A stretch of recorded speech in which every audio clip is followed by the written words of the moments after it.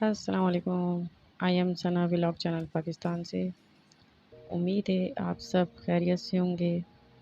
اللہ پاک آپ سب کو اپنے حفظ و امان میں رکھے۔ مجھے بھی اپنی ڈھیر ساری دعاؤں میں ہمیشہ یاد رکھیے گا اور مجھے لائک اور سبسکرائب کرتے جائے گا اور مجھے کمنٹس کر کے بھی اپنی رائے سے آگاہ کرتے جائیے گا۔ آج کا ہمارا ٹاپک ہے پھر وقار نے سابقہ سے کیا کہا۔ وقار نے سابقہ سے کہا کہ اگر میں تمہیں پہلے بتا دیتا تو تم مجھ سے ہرگز شادی نہ کرتے۔ بھلا یہ بات میں نے کبھی نہیں دل میں سوچی۔ وہ بولے جا رہی تھی کہ آپ نے مجھے دھوکہ دیا ہے۔ میرے ابا کی رائے آپ کے بارے میں بالکل ٹھیک تھی۔ وہ آپ کو ہرگز پسند نہیں کرتے تھے، مگر میری ضد نے آخر مجھے یہ دن دکھا دیا۔ آپ کیا سمجھتے ہیں کہ میں آپ کے ساتھ سمجھوتہ کر لوں گی، برائی سے سمجھوتہ کر لوں گی؟ ہرگز نہیں۔ مجھے آپ سے علیحدگی چاہیے۔ میں بھیک مانگ لوں گی مگر آپ کے ساتھ رہنا گوارا نہیں ہے مجھے، کیونکہ آپ ایک چور ہیں اور میں چور کے ساتھ اپنی زندگی بسر نہیں کر سکتی۔ مجھے یہ حرام کی کمائی نہیں چاہیے، مجھے رزق حلال چاہیے۔ میں رزق حلال کھانا چاہتی ہوں۔ میں نے بڑی معصومیت سے سابقہ سے کہا کہ مجھے کیا کرنا ہوگا؟ اب مجھے طلاق دینی ہوگی یا رزق حلال کمانا ہوگا؟ وہ دو ٹوک بولی، رزق حلال کمانا ہوگا۔ میں نے کہا دیکھو بھائی، رزق حلال کمانا ہوگا تو یہ ٹھاٹ باٹ کی زندگی نہیں دے سکتا میں تمہیں۔ وہ کہنے لگی مجھے یہ ٹھاٹ باٹ کی زندگی نہیں چاہیے، مجھے بس آپ آزاد کر دو اب۔ وہ کوئی بات سمجھنے کو تیار ہی نہیں تھی۔ میں نے بڑے بہت سمجھایا، میں یہ نہیں کر سکتا۔ اگر میں تمہیں آزاد کر بھی دوں تو چلو، تمہارے کہنے پہ میں تمہیں طلاق دے بھی دوں تو تم کہاں جاؤ گی؟ تمہارے گھر کے دروازے تو تم پر بند ہو چکے ہیں۔ میں نے اس سے ڈرانے کی کوشش کی۔ اس نے کہا کہ کوئی بات نہیں، میں اپنے ماں باپ کے گھر ہرگز نہیں جاؤں گی۔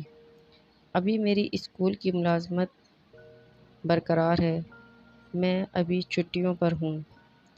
میں ہاسٹل میں رہوں گی اور ملازمت کروں گی اور آئندہ کی زندگی اپنی وہیں بسر کروں گی اور اب کسی مرد کی صورت تک نہیں دیکھوں گی۔ تم مرد لوگ بہت فراڈیے ہوتے ہو، بلا خوف بولی۔ میں چاہتی ہوں کہ اگر میں بس تم سے اب علیحدگی چاہتی ہوں اور میں تمہارے ساتھ نہیں رہنا چاہتی کسی بھی قیمت پر۔ میں نے پھر اس سے کہا کہ ایک بار ٹھنڈے دماغ سے سوچ لو، اچھی طرح فیصلہ کر لو کہ یہ اتنا آسان نہیں ہے طلاق لے کے زندگی گزارنا۔ ایک عورت کے لیے بہت مشکلوں کا سامنا کرنا پڑتا ہے اور تمہارے ماں باپ کا دروازہ بھی تم پر بند ہے۔ زندگی بہت مشکل ہو جائے گی تمہارے لیے۔ تھوڑا ٹائم سوچو پھر فیصلہ کر لینا کہ کیا کرنا ہے۔ مگر وہ اپنی ہی بات پہ اڑی ہوئی تھی کہ میں اب تمہارے ساتھ نہیں رہنا چاہتی، مجھے اب رہنا ہی نہیں ہے تمہارے ساتھ، مجھے بس جلد سے جلد علیحدگی چاہیے تم سے۔ آج کی اچھی بات آپ سے شیئر کرتی ہوں۔ ٹاپک ہے زندگی۔ اصل میں زندگی ہم بلا وجہ گزارے جا رہے ہیں۔ زندگی کا کوئی ہمارا مقصد ہی نہیں ہے۔ ہمیں پتہ ہے کہ بس زندگی چل رہی ہے اور ہم آگے جا کے مر جانا ہے اور ایک دن قبر کے اندر سو جانا ہے۔ مگر جب قبر کے اندر جائیں گے تو پھر قبر کے اور ہی معاملات ہوں گے، جس سے ہم ابھی بے خبر بیٹھے ہوئے ہیں اور بے خوف ہے کہ ہمیں شاید حساب ہی نہیں دینا۔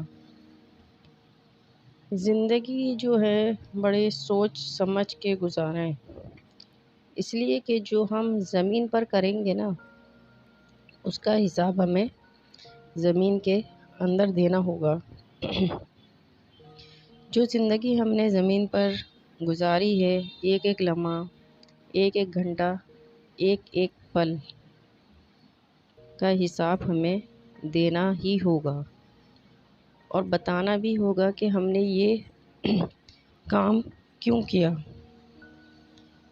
کس وجہ سے کیا۔ کسی کا دل مت دکھائیں،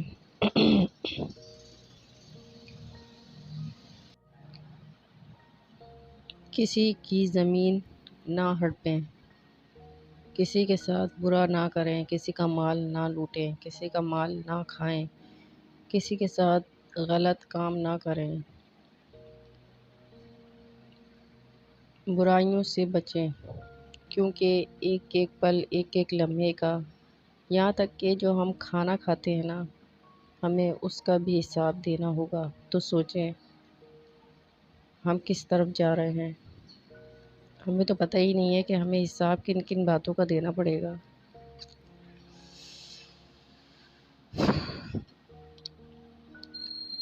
بس کوشش کریں کہ اپنے آپ کو روک لیں، اپنے نفس پر قابو رکھیں، ورنہ قبر کے اندر بڑا دردناک عذاب رکھا ہوا ہے۔